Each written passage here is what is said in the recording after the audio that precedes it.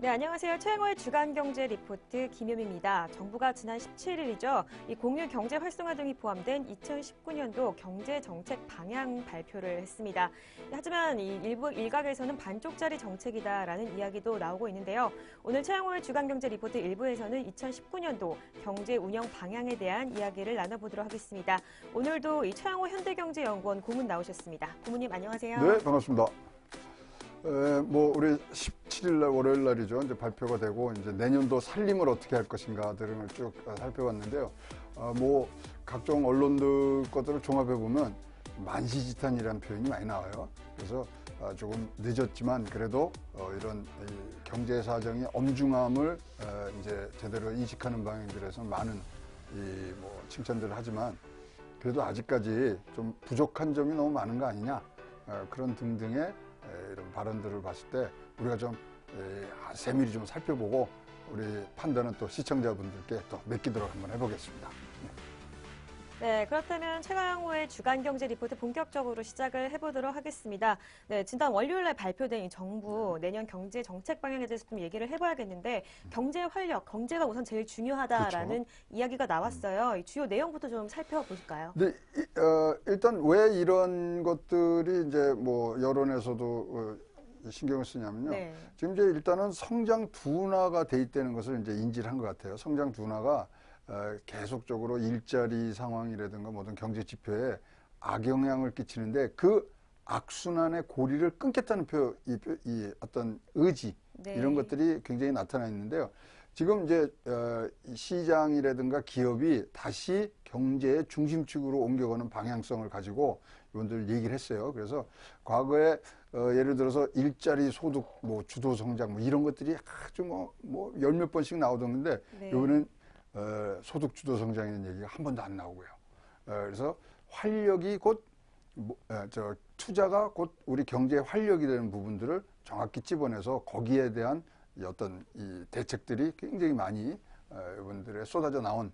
그래서 또 호평들도 있지만 악평들도 많아요. 근데 그 나온 정책들 자체가 지난 보수 정권에서 쓰던 그런 정책들이 했기 때문에 공무원들이 그냥 이 먼지 쌓인 이 캐비넷에서 꺼내갖고 쓴 거 아니냐는 표현부터 아무리 목마르다고 그러지만 양잿물 마시는 격이냐 이런 표현까지도 이제 나오는 걸로 봐서는 사실 거기에 대한 이런 비판의 이 밑바닥에는 뭐가 있냐면 과연 이거 실천할 수 있을까? 실행력이 담보가 될까?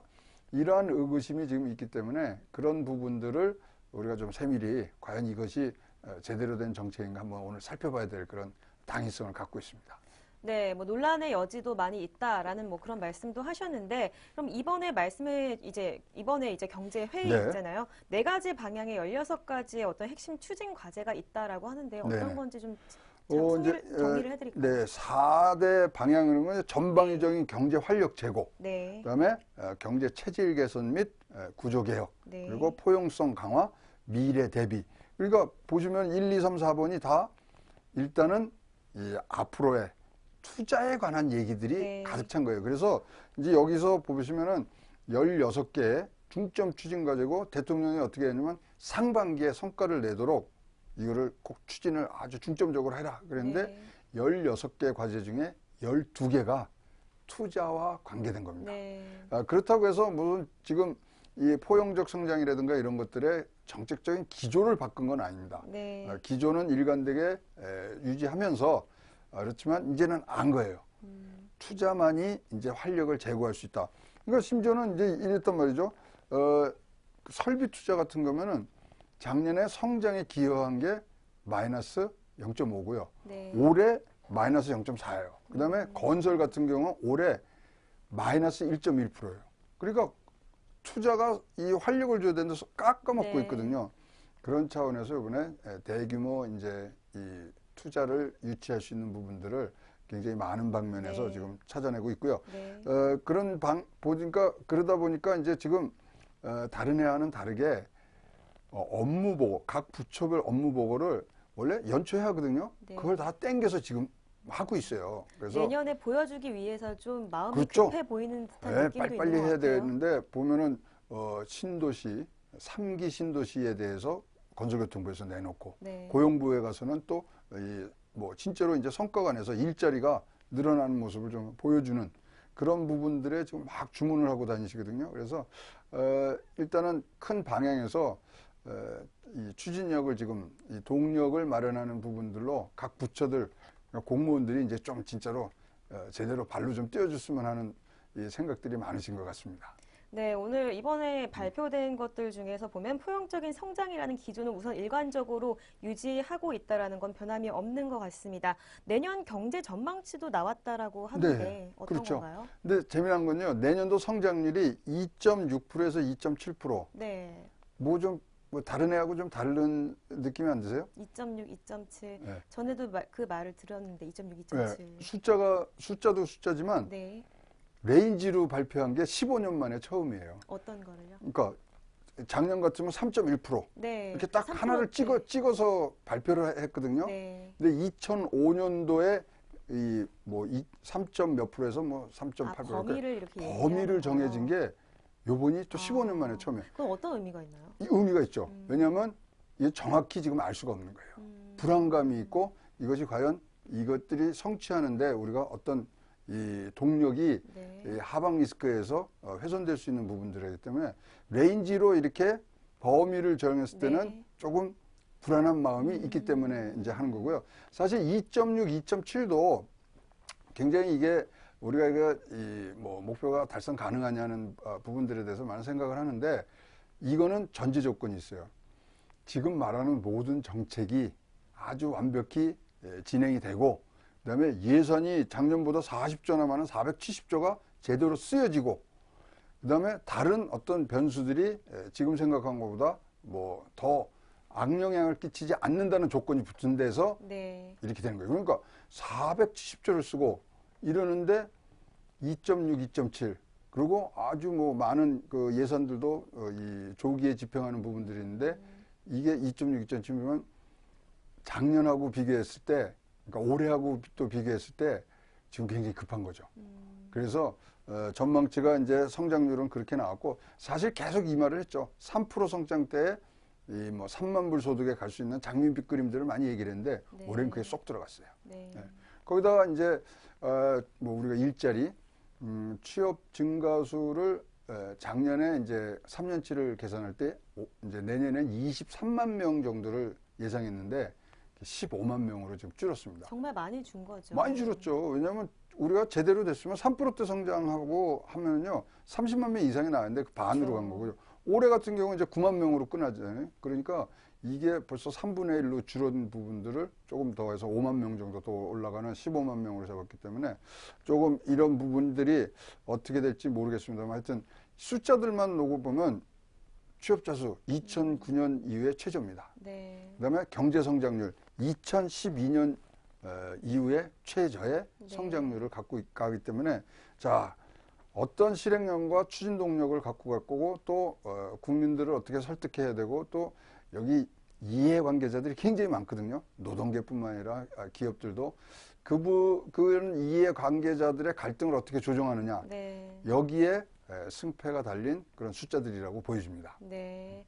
네, 이번에 이렇게 대통령 주재로 회의가 있었는데 이 대통령이 이제 경제 관련된 발언도 많이 바뀌었다라고 그러니까요. 들었어요. 네. 어떻게 보시나요? 그래서 매년 이제 뭐 매번 할 때마다 굉장히 저 최저임금 90% 좋은 성과다. 뭐 지표는 좋은데 뭐 우리가 피부로 느끼는 경제는 안 좋다. 뭐 이런 얘기들을 해오셨는데 이제는 아주 꼭꼭 집어서 말씀을 하세요. 그래서 무슨 얘기가 나오냐면 뼈아픈 각성.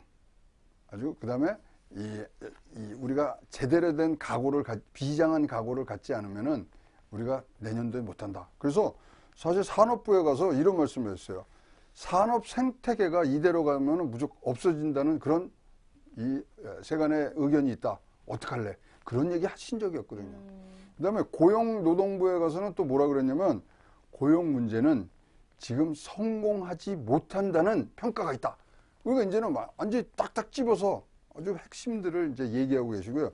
이제 그렇죠. 그 어느 때보다 실업률이 높으니까 그런 그렇죠. 말씀을 하실 거기다 이제 수밖에 없겠죠. 확신, 뭐 신념, 뭐 그다음에 특히 이제 공무원들한테 이렇게 좀 강압적으로 말씀하시는 거는 정부의 어떤 정책이나 철학이 제대로 확산이 안 되고 있다는 판단을 하신 것 같아요. 그래서 조금 더 자기 일처럼 해달라는 부탁이 있었고요. 이런 이제 문구들이 들어간 이 대통령발 연합장이 지금 발송이 되고 있거든요. 거기에는 문구가 어떻게 나냐면 아직 우리 서민들의 삶이 어렵지만 네. 이렇게 하시니까. 그러니까 지금까지 뭐 지표는 좋은데 뭐 이런 등등의 어떤 단서를 단 그런 이 경제에 대한 위기에 대한 위기감 이런 것들이 아니라 이제는 피부로 느끼시면서 자 삶이 없지만 우리 경제는 진짜로 함께 잘 이루어나기를 바란다. 이게 연합장에 쓰인 신년 메시지시거든요. 네. 그러니까 경제에 대해서 굉장히 뭐 자각의 수준이 옛날보다는 굉장히 높아진 네. 것 같습니다. 그러다 보니까 소득 주도 성장이란 말이 한 번도 안 나와요. 이번에 경제. 이번에 이렇게 이제 주도하신 이 소득 주도 성장, 뭐 공정 경제 성과가 있다라고 보세요. 고모님이 생각하시기에는. 아니 그러니까 그런 부분들이 네. 안 되는 거죠. 아까 말씀드린 대로 지금 뭐 이렇게 쭉 진행 왔음에도 사실 그러면 숫자로 나타내야 되거든요. 네. 근데 우리가 잘 알듯이 말도 한 번도 안 하셨고 그렇죠. 그 단어에 대해서 1분위와 5분위의 소득 격차가 벌써 5배, 6배로 이제 늘어났고 지금 저소득층 20%는 소득이 7%가 뭐 삭감이 되는 부분인데 그렇죠. 최고 20%의 상위층은 8% 이상이 또 소득이 늘어났고 양극화가 더 심해지는 거죠. 네. 그러니까 저소득층의 소득 증가를 통해서 소비가 확대되고 그것이 성장에 기여하는 어떤 이 소득 주도 성장의 공식이 지금 깨지고 있는 거죠. 거기에 대한 철저한 지금 비판이 있는 것 같고요. 이제 제일로 중요한 거는 이렇게 했을 때 과연 우리가 내년도에는 어떻게 가냐를 일단은 집중과 선택을 좀 해야 돼요. 요번에 경제 운영 방향에 대한 나온 얘기들을 쭉 보면요. 사실은 불황 타겟책하고 장기적인 체질 개선이 같이 있어요. 근데 체질 개선은 몸이 좀 나았을 때 하는 거 아닙니까? 지금 네. 아픈데 아픈 부분에 대해서 조금 더 선택과 집중을 해주셨으면 좋겠다 생각하고요. 제가 보기엔 이래요. 이번에 이제 판단은 잘 하셨는데 몸이 좀 허약하고 지병이 있어요. 근데 사실은 뭐 우리가 나온 정책들을 보면 사실 피로회복제 드링크 정도의 정책. 그러니까 몸이 지금 고질병이 있고 지병이 있으면 완전히 바꿔야 되는데 소위 말하는 새로운 산업에 대한 그런 어떤 정책의 부재라든가 대통령도 이제 인식을 하는 것 같아요. 네. 그런 부분들이 아직은 보이지 않는 부분들이 아까 모두에 말씀하신 것처럼 반쪽짜리라는 평가를 받을 수밖에 없는 그런 상태로 지금 평가들이 내려가고 있습니다. 네, 그리고 이번에 이 소득 주도 성장의 가장 핵심 사안이라고 할 수 있는 최저임금 인상과 또 근로시간 단축에 대해서도 이야기를 안 해볼 수가 없는데 속도 조절을 하겠다, 뭐 빨리 가진 않겠다라고 이야기를 했어요. 이 바뀐 내용 실효성에 대해서 좀 얘기를 해봐야 될 것 같아요. 그런데 그것도 좀 강력히 말씀하시면 좋은데 필요한 경우 보완 대책을 내라 이랬으니까 그러니까 상대방 뭐 시민들이나 다른 사람들과의 어떤 동의가 있을 경우 그렇죠. 그것까지를 다 이제 보고 숫자가 나빠진다든가 그러니까 네. 필요한 경우 뭐 이런 부분들이 있기 때문에 조금 더 강력한 메시지가 나왔으면 좋겠는데 일단 최저임금 부분은 일단 최저임금 이제 결정위원회를 이원화하기로 했습니다. 그래서 구간을 정하는 구간위원회가 있고 그다음에 최종 결정위원회가 있어서 구간위원회는 15명의 공익위원들로 해서 거기서 범위를 정해줍니다. 그러면 결정위원회에서 이제 그 안에 있는 들어간 숫자를 골라서 쓰는 그래서 이원화를 하면서 또 지금 최저임금에는 가장 이 쟁점이 되는 게 주휴수당을 넣냐 마냐 등등을 이제는 좀 이원화해서 하는데 이거는 또 내년 3월까지 홍남기 부총리가 자기가 꼭 추진하고 싶다. 근데 그러다 보니까 지금 힘들어 죽겠는데 무슨 내년에 정하는 건 내후년도에 적용될 거거든요. 당장 내년이 급하잖아요. 그래서 사실 지금 이 업자들이라든가 그다음에 이제 자영업자뿐만 아니라 저소득층에서는 어떤 최저임금에 대한 어떤 획기적인 그런 구조가 없이는 지금 굉장히 힘들거든요. 사실 최저임금의 이 복수의 부메랑이 사실 이런 저소득층에 지금 몰리고 있기 때문에 그쵸. 그 부분에 대해서 그러면 올해, 그러니까 내년 거부터 고치는 거 아니야? 그런 기대감이 있었는데 내년도 숫자는 바뀌는 게 없습니다. 그래서 네. 앞으로 정해질 부분들이 있기 때문에 내년 1월 1일부터 올라가는 최저임금에 대해서 또 어떤 식으로 이제 대응을 해야 되는지는 좀 걱정이고요. 네.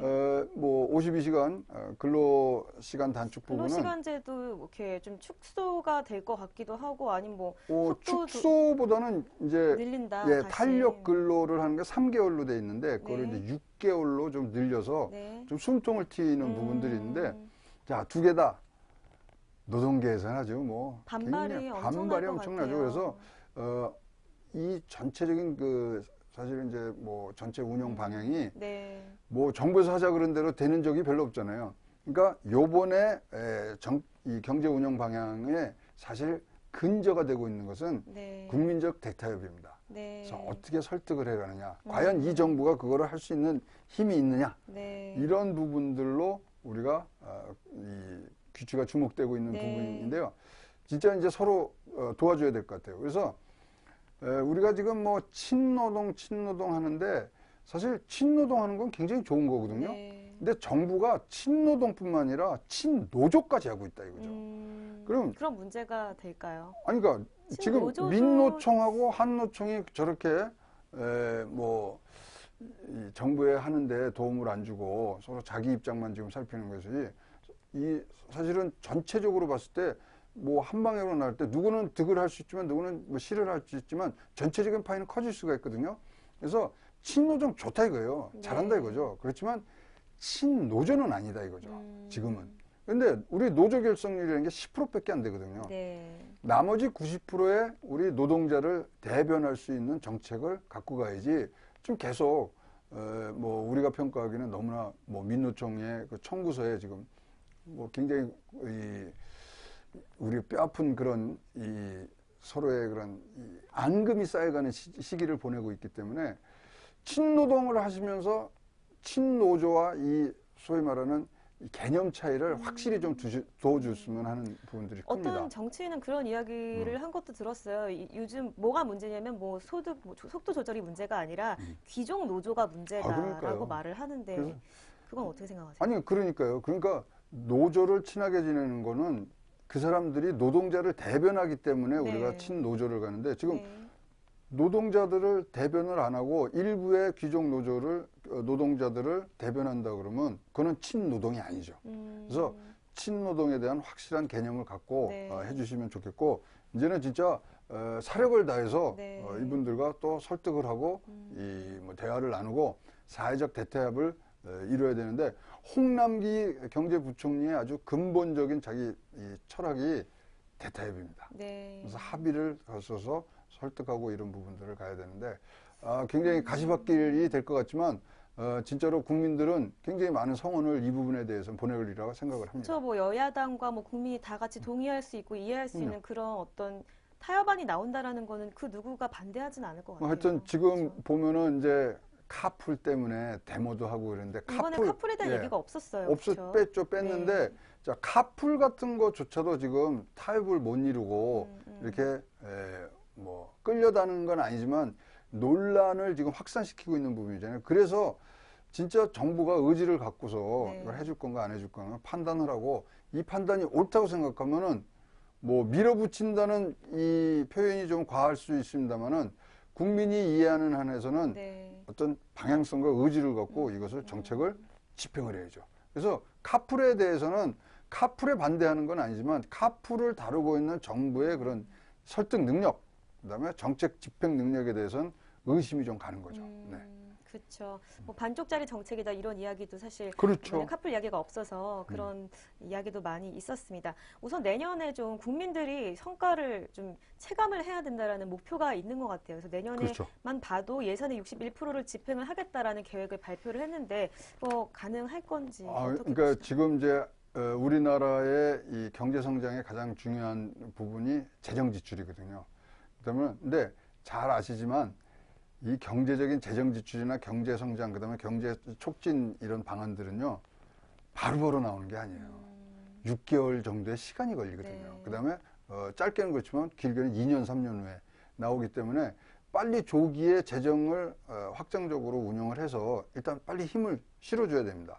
그렇기 때문에 다른 해에 비교해서는 굉장히 빠른 속도인 61%를 조기에 집행함으로 해서 빨리빨리 이제 자극을 주는 거죠. 뭐 이 정부에서는 계속 그런 얘기했습니다. 마중물이라고 그러는데 이제 마중물이 아니라 이제는 진짜 같이 운물을 파는 그러한 노력을 하는 데 있어서 61% 조기 집행 괜찮습니다. 그러다 보니까 아까 우리 잠깐 얘기했던 뭐 신도시 3기 신도시 네. 뿐만 아니라 뭐 철도 뭐 이런 각 부처에서 지금 뭐 굉장히 많이 내놓고 있는 그런 정책들이 조기에 집행을 함으로 해서 빠른 시일 내에 이것이 우리 서민들에게 또 우리 국민들에게 다가갈 수 있는 체감 지표로 바뀔 수 있도록 지금 노력을 하고 있는 거죠. 예산 61% 중에 제일 많이 투자하는 부분은 어딘가요? 일단은 SOC입니다. 근데 SOC? SOC에 많이 들어가는데 이제 뭐 투자뿐만이 아니라 이제 일단은 이 SOC가 가지는 전후방 효과가 크거든요. 그러니까 네.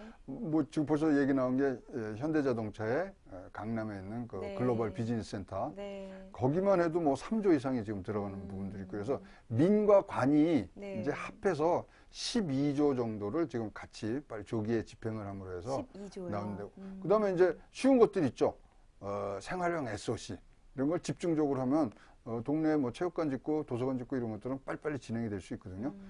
거기다가 지금 요번 투자에 또 뭐 굉장히 많은 부분을 차지하는 게 사실 이제 SK 하이닉스가 네. 용인 지역에다가 이제 반도체 클러스터를 만든다는 네. 거예요. 그럼 거기 기흥도 가깝기 때문에. 긴장지대죠. 근데 거기가 아주 이제 통 크게 최태원 회장이 이제 질렀죠.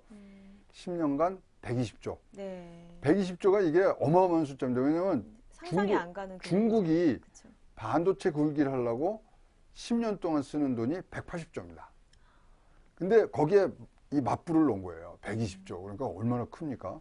네. 이제 그런 부분들이 이제 계속 잘 나가면은 일단은 뭐 심리적으로는 굉장히 개선이 된 그런 부분들이 이제 나오겠죠. 그래서 사실 이제 경제가 심리가 굉장히 중요한데 투자를 안 했던 이유는 지금까지 앞에 전망들이 좀 굉장히 불투명하고 그다음에 과연 정부가 이거 도와줄 건가 그런 생각들이 있는데 이번에는 뭐 투자가 어떤 전체 핵심이 되어버렸으니까 이런 부분에 대해서 이제 이 기업들이 지갑을 좀 열지 않을까 그렇게 보여집니다.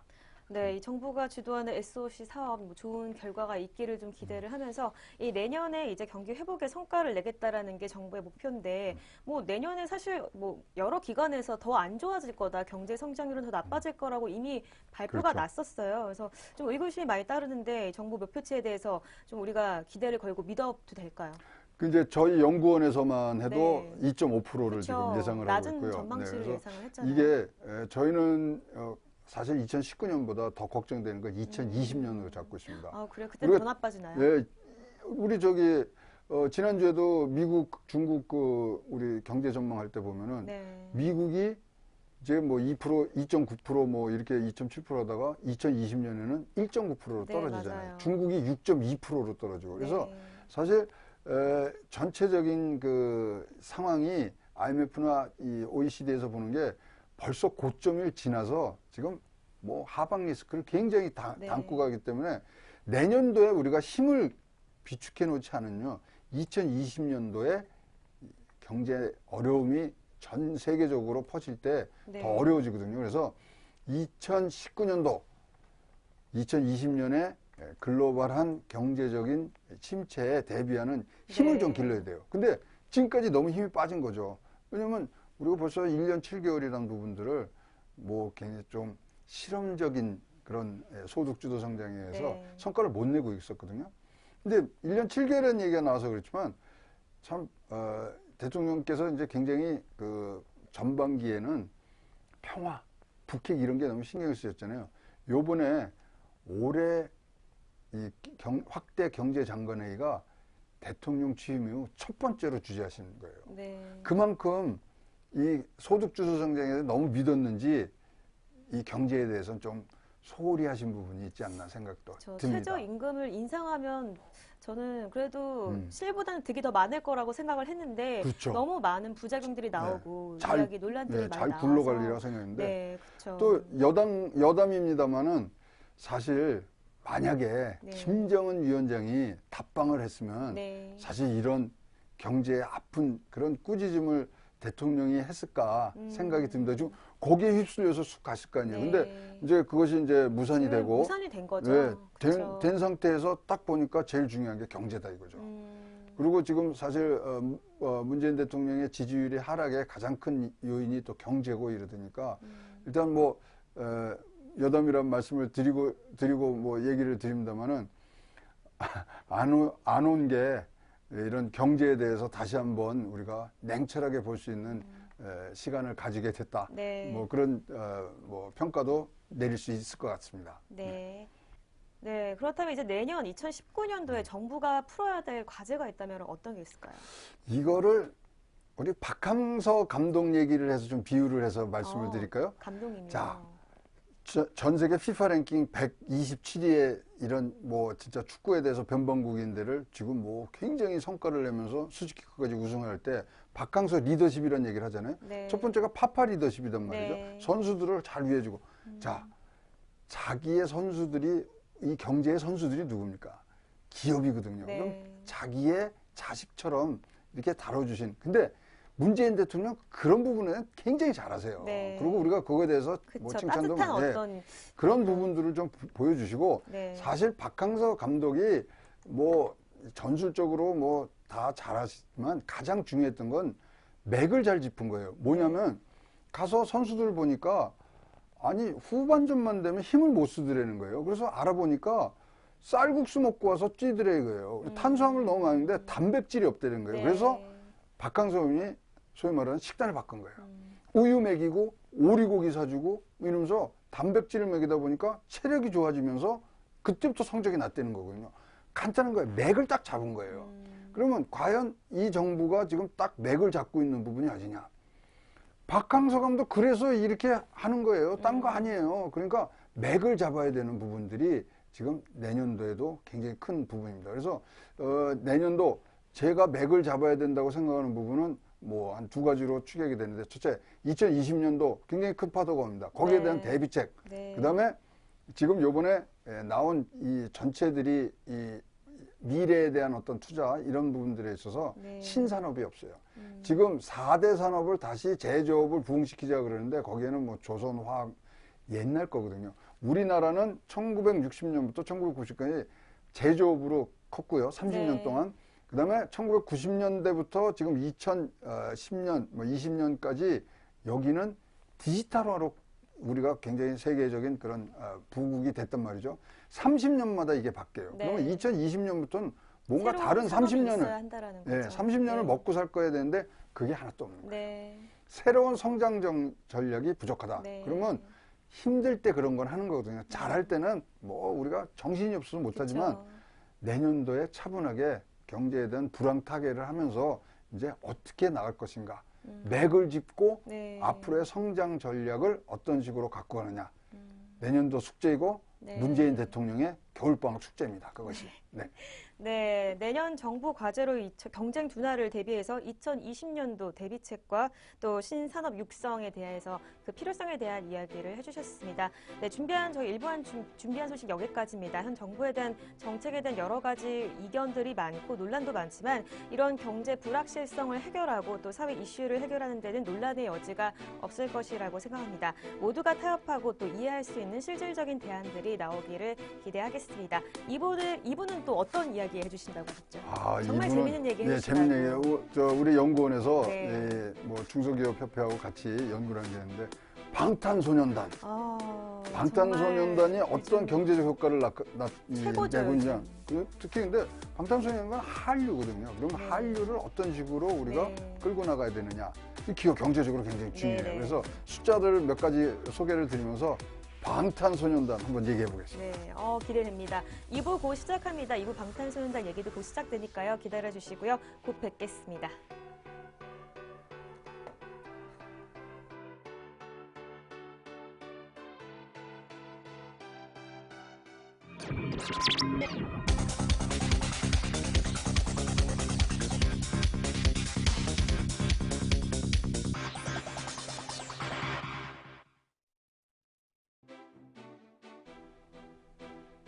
네, 최양호의 주간경제 리포트 2부 계속해서 이어가도록 하겠습니다. 2부에서는 방탄소년단에 대한 이야기를 해보도록 하겠는데요. 이 7인조 남성 그룹이죠. 빌보드 100에서 10위를 기록했고 또 빌보드 200에서는 1위를 달성했습니다. 한국 가수로서는 역대 최고인데요. 먼저 이 방탄소년단을 어떻게 또 연구하고 분석하게 됐는지 궁금합니다, 고모님. 이제 한류의 아주 대표적인 스타이기도 하고 또 우리나라의 경제 효과를 굉장히 유발하는데 천병이 되고 있죠. 근데 우리가 여기 굉장히 정확히 알아야 될 부분은 전 세계에서 자기네 나라에서 만든 상품을 수출하면서 자기네 나라의 문화까지 수출하는 나라가 7개밖에 없습니다. 뭐 일본, 미국, 이태리, 불란서 이런 식으로 해서요. 전 세계에서 문화와 상품을 같이 파는 나라가 7개인데 7개 나라가 어디인가요? 그러니까 뭐 미국, 우리나라, 일본, 중국? 뭐 중국도 네. 포함이 됐고요. 불란서, 이태리, 프랑스, 이태리. 예, 뭐 그리고 이제 우리나라가 그러거든요. 같이 규모 있게 하는 그만큼 우리나라의 하나의 산업의 축으로 들어와 있는 거죠. 네. 따라서 이것을 어떻게 우리가 잘 발전시키고 사실 한류가 지금 한류 1.0, 2.0, 3.0이 나오고 있는 상황에서 지금 또 3.0이라는 게 굉장히 빠른 속도로 지금 또 이게 부침을 갖고 올 수 있거든요. 네. 그러면 우리가 말하는 경제 성장의 큰 동력을 또 문화 쪽에서도 찾을 수 있는 부분이 있기 네. 때문에 저희가 한국 중견기업연합회하고 같이 어떤 식으로 이것들을 우리가 발전적으로 나갈 수 있냐를 한번 연구를 해봤습니다.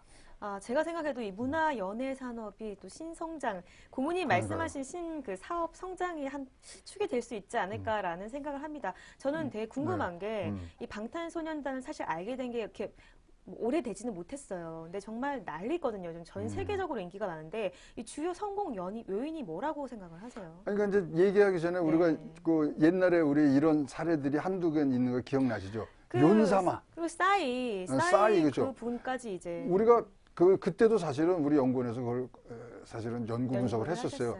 그러니까 윤사마 같은 2004년도 겨울 연가로 인해서 했을 때는 3조 원 정도의 경제적 유발 효과가 있었어요. 근데 배용준 같은 경우에는 아시아 지역에만 좀 국한되어 있지 않아요? 그리고 일본에서 많았죠. 그래서 3조 정도, 그래도 몇 년 갔잖아요. 네, 근데 그렇죠. 방탄소년단은요, 1년에 경제 유발 효과가 4조가 넘어요. 대단하네요. 싸이 그렇게 굉장히 많은 관심을 끌고 또 강남 스타일이 그쵸. 근데 그것도 올해는 안 갔잖아요. 그때 싸이가 경제 유발 효과라고 했던 것은 한 6천억에서 7천억, 뭐 많이 잡으면 7천억 정도를 생각했거든요. 그래도 1조가 되지는 않네요. 네. 근데 여기는 1년에. 지금 앞으로도 창창하게 한 10년은 진짜로 전 세계적인 그런 스타로서 네. 자리매김을 해가면서 할 때 연간 4조니까 40조가 넘는 거예요. 그러면요, 이거는 진짜 중견 기업이 아니라 이제 대기업 수준으로 가는 네. 거죠. 그래서 진짜로 어떤 산업적인 부분들에 굉장히 우리가 관심을 갖고 키워야 될 부분이 아닌가 네. 그렇게 생각을 합니다. 네, 어떤 기준으로 연구 분석을 하신 거예요? 뭐 그 방탄소년단이 버는 돈으로 뭐 분석을 하신 일단 건지. 구글과 네. 등등의 어떤 SNS상의 이제 이 자료들 그리고 뭐 얼마나 많이 조회를 하고 검색을 했는지. 음반 판매라든가 이런 것들을 다 하고 그다음에 이제 여기가 이제 빅히트 엔터테인먼트라는 그쵸. 회사였으니까 그 회사의 영업이익, 방시혁 씨가 방시혁. 대표죠. 그래서 뭐 그런 것들을 우리가 합해서 굉장히 시뮬레이션을 정확히 했습니다. 그래서 뭐 여기가 그냥 툭 떨어진 숫자가 아니고 이것은 그런 포인트가 구글에서 어떻게 바뀌었을 때 어떻게 네. 되느냐는 우리가 회귀 분석을 통해서 네. 정확히 냈습니다. 근데 가장 많은 수익을 벌어들이게끔 하는 데가 어딘가요? 뭐 광고인지 아니면 이 팬덤의 어떤 아미들의 어떤 일단 뭐 도움인지. 음원이죠. 음원이 제일 음원이요. 하고 그리고 듣고 뭐 하는 부분들이 제일 크고 근데 참 재미난 게요. 네. 방탄소년단의 그런 인지도, 그런 종합적으로는 인지도가 1%가 올라가잖아요. 네. 1%가 올라가면 1%죠. 1%가 아니에요. 1%도 굉장히 큰 네, 수치일 것 그죠. 같아요. 그러면 외국인 관광객 수가 0.45%포인트가 올라가요. 그냥 효자네요, 그냥. 효자 정도가 아니죠. 그다음에 방탄소년단이 인지도가 1포인트 올라가잖아요. 그러면 우리나라의 화장품 판매가요, 아. 0.75%포인트가 올라갑니다. 엄청나네요. 대단한 거죠. 파급 효과가 엄청나네요. 뭐, 그다음에 장신구, 그다음에 뭐 이런 같이 이제 저거 하는 것들은 0.47%. 그러니까 이게 우리가 뭐 여기저기 하고 또 우리랑 세대가 다르다 그래서 네. 우리가 관심을 좀 안 두고 있지만 사실 이 큰 부분들은요 굉장히 잘 돌아가고 있는 거예요. 그 공연 수익금도 엄청날 것 같아요. 그런 거 다 이제 그거는 뭐 빅히트 엔터테인먼트로 가니까, 그리고 거기가 이제 상장 준비하고 있는데 그쵸. 지금 뭐 올해 한다 그랬다가 하반기에 뭐 상장을 할 것이다라는 네, 얘기가 이제 있는데 아직까지는 안 됐어요. 내년도에 가고, 뭐 또 넷플릭스에서 뭐 투자를 하느니 마느니 해서 거기도 뭐 굉장히 전도양양한 회사로 지금 되고 있고요. 그런 뭐 이런 BTS 같은 이제 이 문화를 상품화해서 산업화해서 파는 그런 이 곳곳에 우리 문화적인 한류 문화 굉장히 중요하죠. 예. 그렇습니다. 네, 이렇게 BTS 정말 엄청난 경제적 파급 효과가 있는 것 같습니다. 좀 더 구체적으로 어떤 효과가 있는지 좀 말씀해 주실 수 있을까요? 근데 이제 여기가 이제 탄생된 그런 배경부터 좀 보면 사실은 뭐 저도 이제 뭐 잘 몰랐는데 뭐 조사하다 보니까 2013년도에 이제 맞아요. 창단이 됐는데 사실은 그때 이런 이런 노래하는 그룹이 아니고 보이 그룹이 아니고 힙합 그룹으로 원래 시작이 됐어요. 저도 잘 몰랐어요. 예. 멤버 누구 좋아하세요? 저 리더가 RM이라는 RM.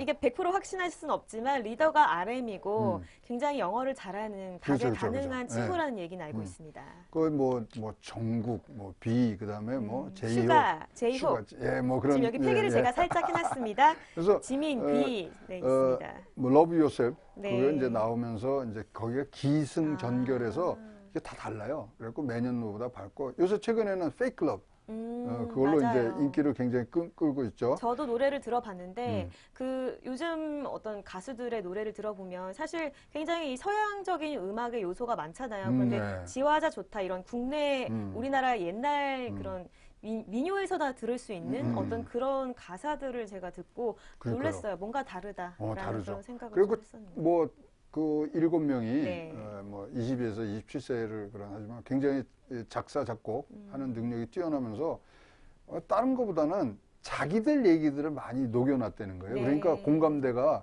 뭐 어느 나라든지 뭐 청년층은 굉장히 비슷한 공감대를 갖고 10대, 있으니까 20대 어떤 공감을 끌어낼 수 있는 거죠. 끌어내다 보니까 소통이 되는 거죠. 소통이 되고 또 잘하시면 여기가 뭐 보면은 요즘 뭐 군대들 다 안 갔다 온 것 같은데 뭐 군무를 아주 기가 막히게 추잖아요. 저도 듣기로는 정말 엄청나다고. 그럼 뭐 훈련도 많이 했을 거고. 근데 그것도 인기의 한 요소가 되지 않았겠어요? 네, 제가 이제 듣기로는 뭐 지금 미국도 그렇고 몇 년 전부터 칼군무가 특히 그렇게 그렇구나. 한창 인기가 많을 때 이 방탄소년단이 정말 뭐 칼군무부터 시작해서 작사 작곡까지 거의 뭐 정말 뛰어나게 잘 하는 친구들이라고 해서 이게 잘 모든 게 맞물리지 않았나라는 생각을 그러니까 하게 그런 것들이 맥을 잡는 산업적 요소거든요. 그걸 딱 맞춰서 가니까 그것들이 이제 사실 우리 한류를 대표하는 부분이 됐고요.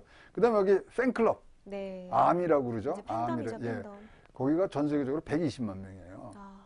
뭐 대단한 거죠. 120만 명이면 어떤 한 도시 도시가 아니라 우리나라가 40만 그쵸. 군데예요. 40만 군데 전체가 120만이 그러니까 얼마나 많은 그거고.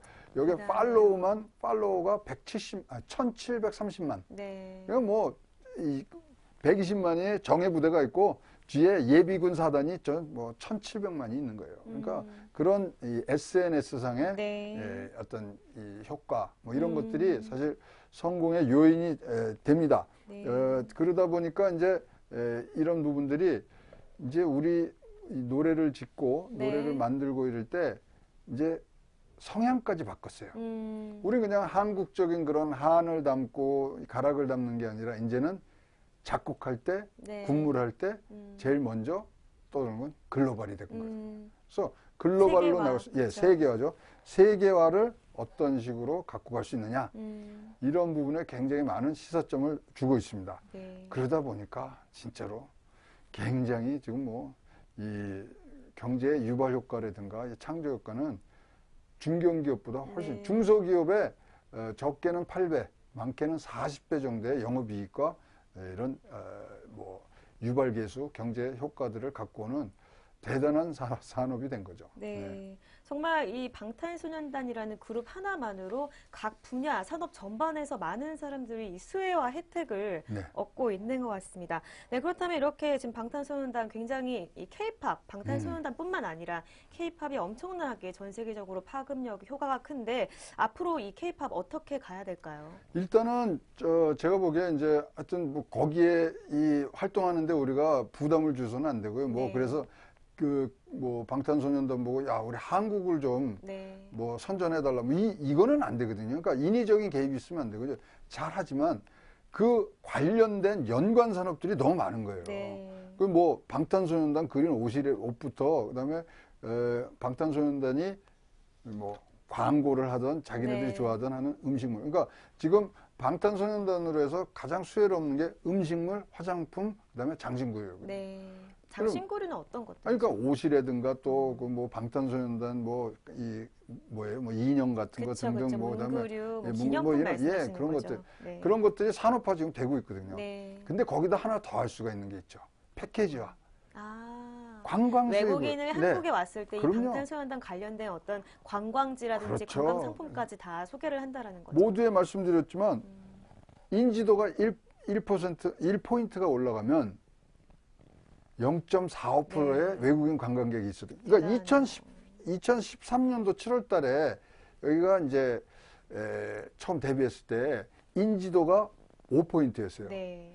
근데 2018년도 지금 현재는 98포인트로 올라갔거든요. 그 사이에 그만한 발전을 해오고 그만한 외국인 증가세를 갖고 오고 화장품을 팔았고 음식물을 팔았고 장신구를 팔았고 관련된 산업이. 그래서 제일 먼저 패키지화한 산업군을 어떻게 갈 것인가. 이 부분에 대한 아이디어를 내기 시작해야 됩니다.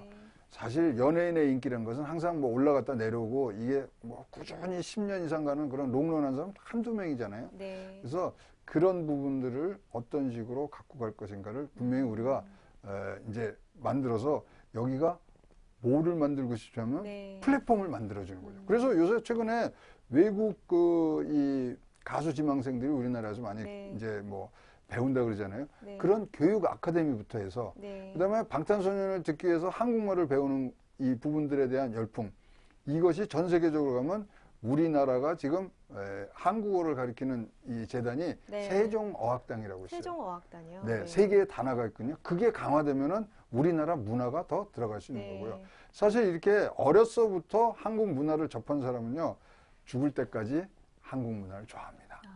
그런 등등을 이제는 좀 더 체계적으로 갖고 갈 수 있게 저희들이 이 제도적으로 뛰어놀 수 있는 운동장을 만들어주는 네. 그런 부분의 한류 활성화 부분들이 더 커야 되고요. 사실 한류에 관한 전체적인 토탈 플랫폼조차도 아직은 없어요. 그래서 한류를 이제 뭐 시작이죠. 한다고는 하지만 네. 딱 한류 그러면은 쫙 나오고 말이에요. 뭐 지민이가 어떻게 컸고 뭐 이런 것들을 다 영상화. 이 박물관을 만들어야 되나요, 방탄소년단? 굉장히 좋은 거예요. 네. 그래갖고 저 같은 면은 이제 방탄소년단 이제 뭐 외국에서 뭐 큰 친구들 있지만 방탄소년단 7명에 네. 태어난 곳이 있을 거 아니에요. 네. 거기를 다 돌아다니는 거예요. 그러니까 그런 것도 하나의 정말 그렇죠. 이색적인 관광 네. 상품이 될 것 같네요. 그러면은 이 소위 말하는 문화와 이 상품을 같이 파는 7개 국가, 전 세계 유일해요. 네. 7개. 거기서 우리가 제 1등으로 갈 수 있는 부분들이 있습니다. 7개 국가 중에 한 국가로서 굉장히 자부심이 있는데 그럼. 이렇게 2013년에 아까 근데 만들어주셨다고 했잖아요. 5년 동안 지금 이 정도의 경제적인 효과가 있었는데 앞으로 10년간 더 간다고 했을 때 대략적으로 한 우리가 얻을 수 있는 게 어느 정도 될까요? 아니, 관광뿐만 아니라 생산 유발 효과, 아까 네. 경제 유발 효과는 1년간 4조가 벌써 4조. 반영이 됐으니까 10년이면 40조예요. 40조. 40 어마어마한 40조면요, 우리나라 올해 국방비 예산하고 똑같습니다. 그렇죠. 엄청난 겁니다. 그러다가 저 부가가치, 그걸 해서 이제 부가가치 유발 효과, 그러니까 뭐 수익이라든가 더 네. 많은 것들이 난 게 그게 1.5조 원. 그럼 뭐 이거는 중견기업에서 자동차 현대차보다 난 거죠. 네. 그래서 이런 부분들에 우리가 눈을 뜨기 시작했을 때 이것이 점점 더 커질 수 있고요. 제일 중요한 거는 이렇게 함으로 해서 우리가 더욱더 우리의 다른 제품들을 팔 수 있는 네. 또 이 어떤 견인차 역할을 합니다.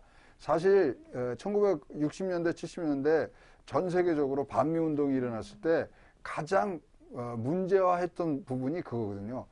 코카콜라 문화와 햄버거 문화를 앞장세워서 미국 상품이 들어왔던 거에 대해서 굉장히 비난을 했는데 네. 우리도 할 수 있는 거예요. 뭐 네네. 그 미국이 그거를 해서 뭐 이 수탈적 자본 뭐 얘기를 하지만 우리는 문화화 해서 네. 즐거움을 같이 가면서 우리 또 그 즐거움에 더해서 우리나라 상품을 쓰는 또는 뭐 상품뿐만 아니라 여러 가지 이 문화를 알게 되는 지적인 그런 즐거움까지 네. 우리는 줄 수 있는 부분들로 네. 우리가 승화돼야 된다고 생각합니다. 네, 이렇게 방탄소년단에 대한 이야기를 해봤습니다. 정말 요즘 새로운 또 한류의 장을 여는 장보님이면 틀림없는 것 같습니다. 이 새로운 신산업의 어떤 상장 플랫폼을 만들 수 있도록 또 그렇게 이어질 수 있도록 발전될 수 있도록 많은 어떤 대책들이 좀 나올 수 있었으면 좋겠습니다. 오늘 이렇게 방탄소년단 이야기를 했는데 다음 주에는 혹시 어떤 이야기들 해주실까요? 다음 주에는 제가 방송을 못 할 것 같아요. 왜죠? 방탄소년단 공연 보러 가야 됩니다. 제가. 공연 보고 바로 오셔가지고 네, 이제 알겠습니다. 또 후기를 그럼, 알려주시는 네. 건가요? 다음 주에는요. 네. 지금 이제 각 세계 뭐 곳곳에 네. 어떤 일들이 일어나고 있나. 그런데 우리가 이제 관심 있는 나라들이 몇 군데 있어요. 그죠? 네. 중국이라든가 베트남이라든가 네, 그다음에 네. 아랍권. 그래서 그쪽에 좀 이 관심 있는 이 뭐 친구들을 모아서 한번 네. 우리가 세계적인 이 방송을 한번 해볼까. 뭐 구상 중입니다만은 지역별 소식을 한번 들으셔야 이제 세계 글로벌 경제가 어떻게 돌아가는지를 알 테니까 다음 주 좀 더 많은 사람이 좀 더 많은 지역의 소식을 갖고 여러분들을 찾아뵐 것 같습니다. 네, 다음 주 예고도 잘 들었습니다. 기대하는 마음으로 좀 기다리고 있겠습니다.